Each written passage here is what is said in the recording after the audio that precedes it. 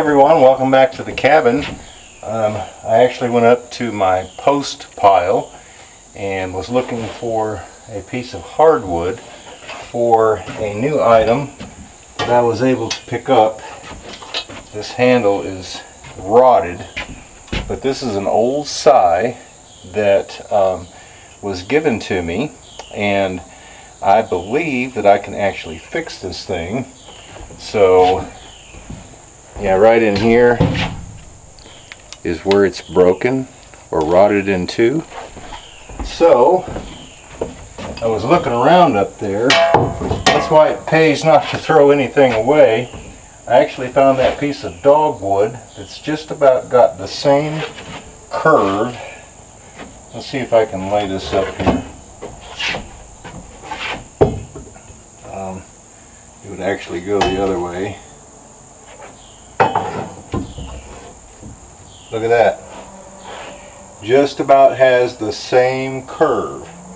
So I will work on restoring that so that it can be used here, cutting down weeds and different things like that. Even though I have a weed eater, sometimes in that big stuff it just pays to go ahead and have something like that to knock it down a whole lot easier. So this piece of dogwood will come in handy.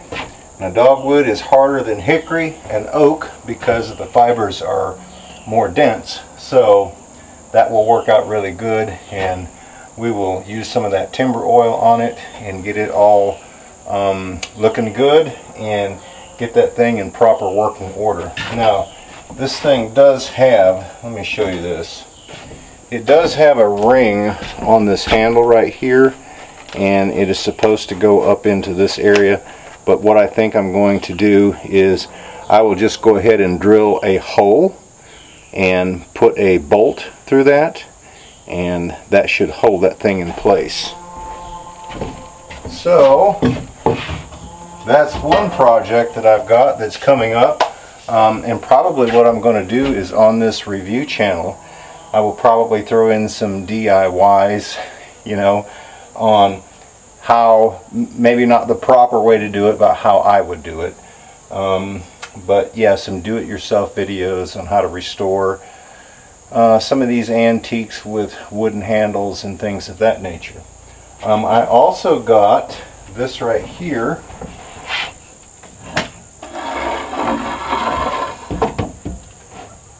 And if I'm not mistaken, this is an old yarn spinner.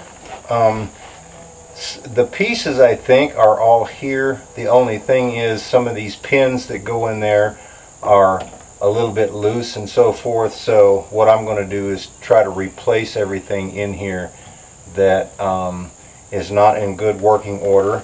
And then this little foot right here goes up and down, and this handle attaches to this little gear right here and turns this wheel. So you just sit there and you can pedal this like so, and you can actually spin the yarn.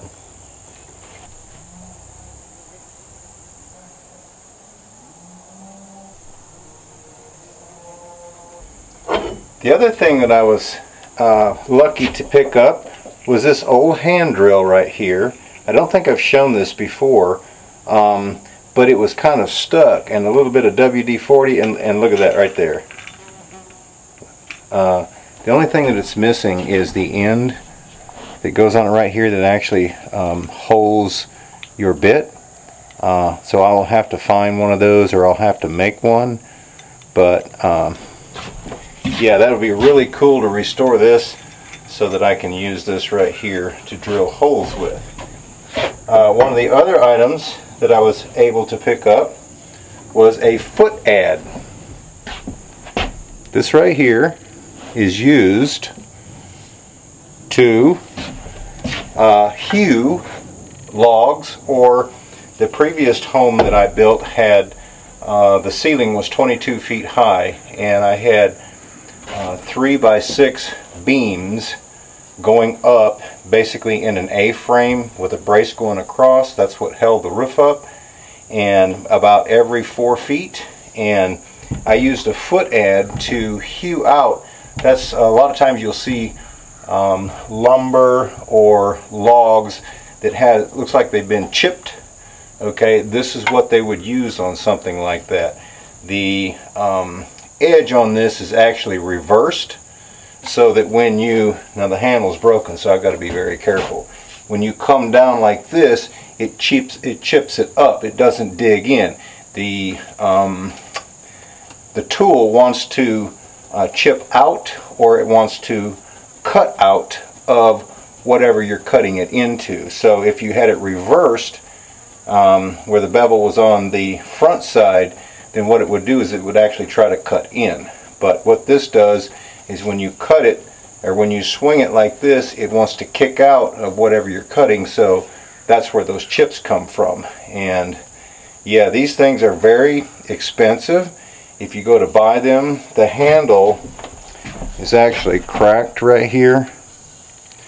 So I will find another piece of dogwood, or this one may even be long enough, because this has got a slight curve to it for me to be able to replace this handle as well. And then one more item I was able to pick up, I'll show you. This right here is my grandmother's old canner. It was in the family, and recently when we had a death, I was present, and the person that actually had this was my aunt, and she asked me, she said, would you like to have mother's old pressure canner? And I said, absolutely. Now this one's made different than the other one I have. The other one has locking mechanisms that come up top and you screw them down. It has several around the lid. This one just has the one right here that comes off with this ring like this.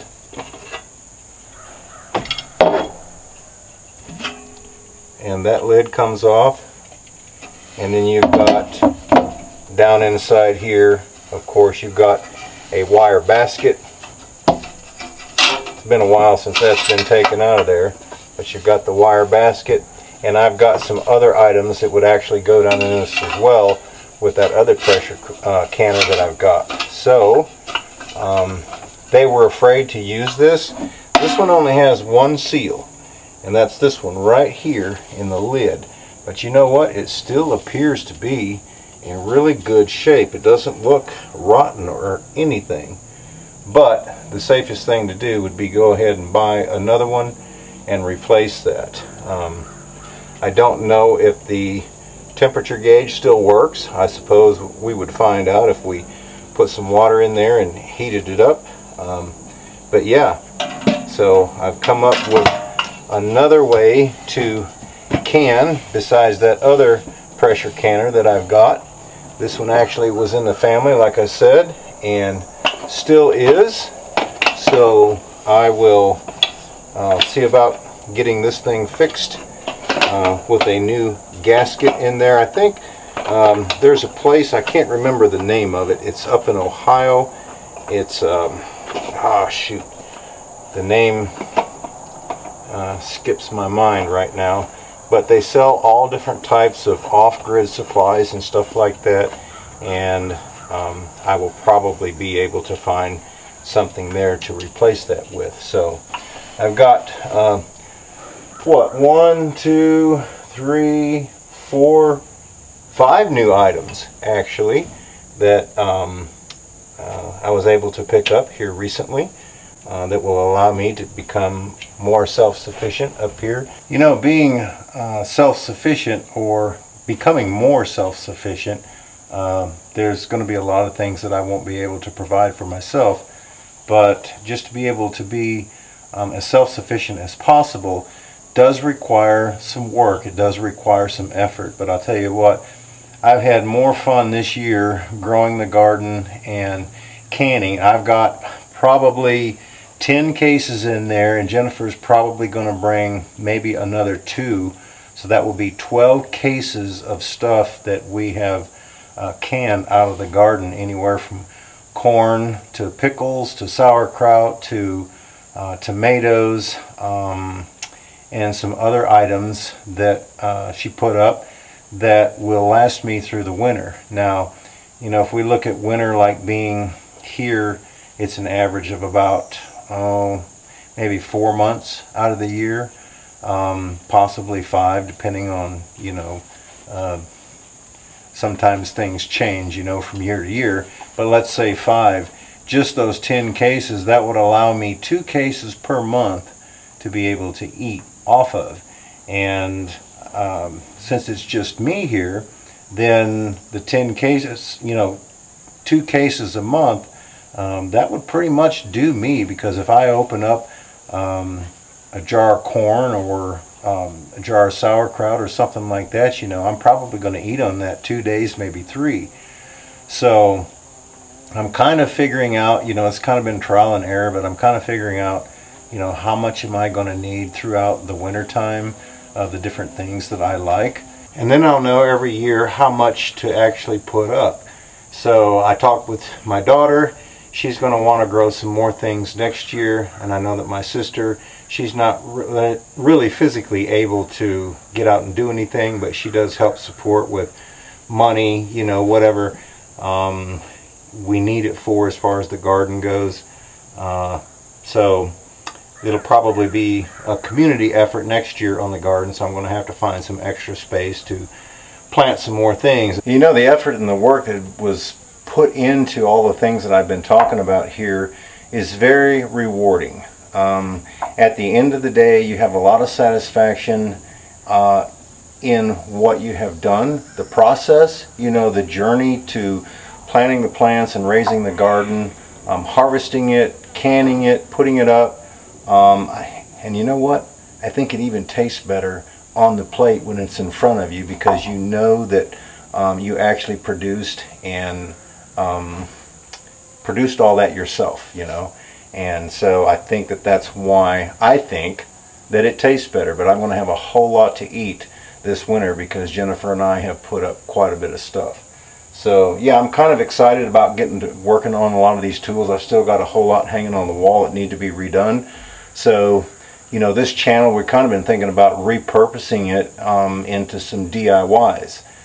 Because when you live out like I do off-grid, there's a lot of things that you have to repair or maintenance on stuff. And, why not film that and show that process on, restoring some of these antiques, sharpening them, replacing the handles. Just like this is going to be, it's not going to be too big of a challenge, but since it's curved, it's going to have to be whittled down quite a bit because the dogwood is fairly heavy. But the thing about it is, once you get it going, then it doesn't take a whole lot of effort to swing through to where you might have to, really swing like that. And of course, you want a good sharp blade, right? But yeah, it's going to be a lot of fun to restore these, just like that old crosscut saw that I worked on, and some of the hand augers and things of that nature. So yeah, I'm looking forward to that. I actually had a watermelon pop up recently. It's probably, I don't know, maybe 12 inches long now, and it is one of the stripes.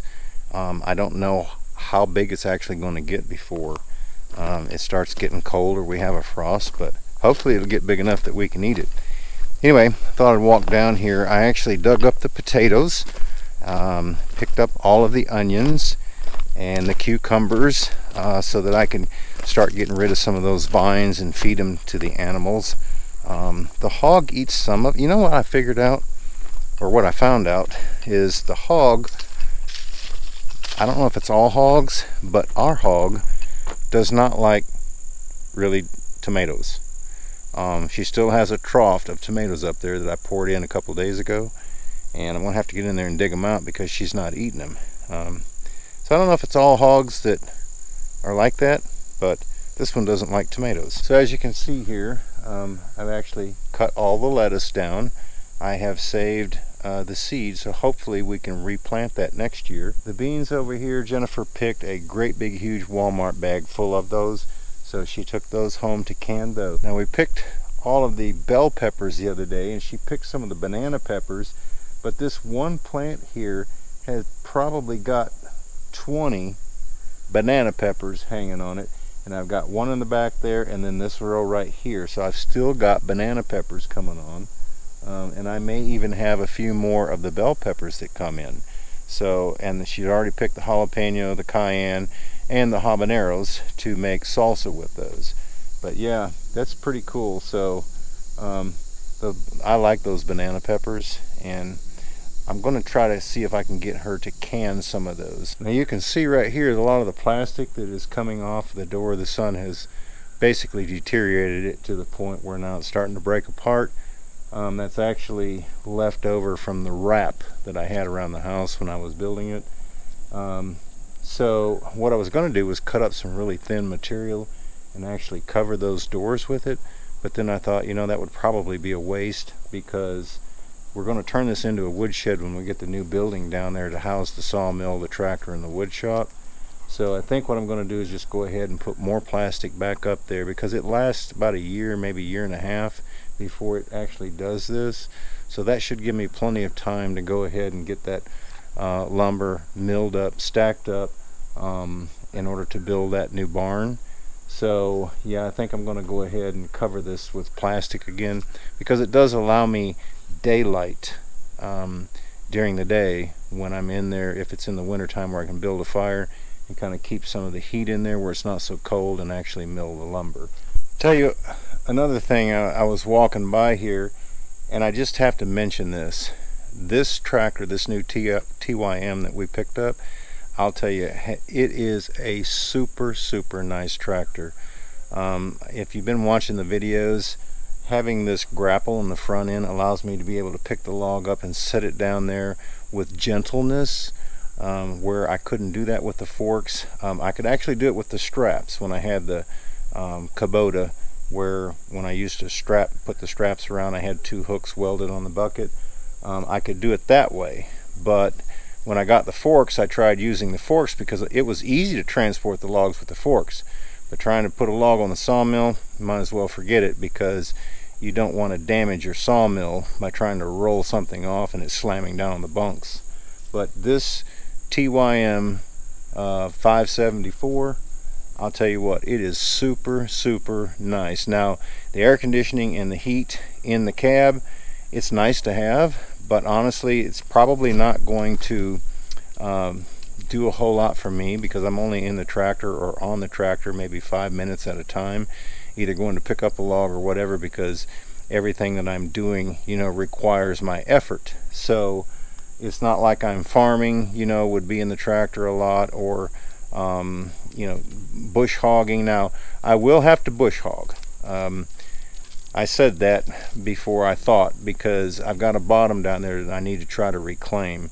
It's just all grown up, so I will have to do some bush hogging, so that will be nice. But most of the time, you know, I won't be in the tractor at any length of time, but it is nice to have that. It's got that stereo and the Bluetooth, you know, all that stuff it's really awesome. But the power that this thing has, and the ability to be able to put attachments on it with that third function on the front now, and all of the hydraulics on the back. Now, I don't have anything that requires hydraulics on the rear. I am thinking about putting a hydraulic top link on the back of the tractor, because I'll be able to lift something up even that much higher.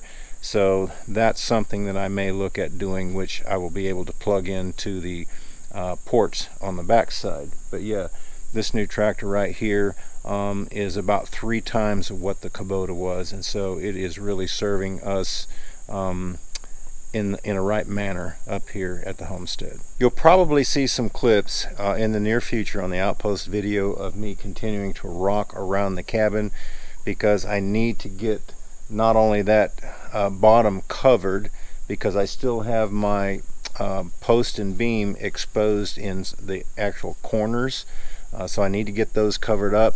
But then you kind of got sometimes you got rodents that look to make a home for the winter, and so that will help to keep them out from underneath the house. So not only that, but it makes it look a whole lot better, and it does help to support the weight of the house, even though, you know, it's all, like I said, done post and beam. But that wall is actually about 5 inches thick when I'm getting done with it, and then it's got the 2x4 wall on the back side of it, so that's going to help support that as well, and to keep everything dry. So once I get that done, I can start doing you know, putting some drainage system around the cabin, get the backside fixed up like it should be. Then where my truck and tractor are parked right here, I can pull this gravel out, and hopefully next year, I was going to try, it just seems like one thing after another, you make all these different plans and one thing after another happens and you don't get them, and you have to kind of replan everything and reprioritize. I wanted to get some landscaping done this year, but hopefully it will begin next year, because this had to be done before I could actually put the drainage system in there. So but yeah, right here I want this to plant some grass in here, and the little road that I've made that goes up there to the chicken house, we're actually going to have to bring one down the other way, so I won't be driving up and down through there anymore, and I can plant some grass and make this area look a whole lot better. Well folks, the smokehouse, it's actually coming along really well. Still got to put the door on, I still have to burn it, and I have to put the metal on it, and then I have to fix a door for the fire pit down here. But I'm really looking forward to this winter when we actually harvest the hog. Looking to smoke some hams in there, and then I need to make an area for a couple of grates in there where we can actually, you know, if we wanted to lay some strips of meat in there to be able to smoke them. Of course I could hang them, but I've got some extra grates that came out of a refrigerator that I could actually lay in there. So yeah, I think it's going to be really cool to have smoked meat, because that's something that I really enjoy. Well folks, thanks for watching. We really appreciate it. We hope each and every one of you have a fantastic day, and we look forward to seeing you back up here at the cabin again next time.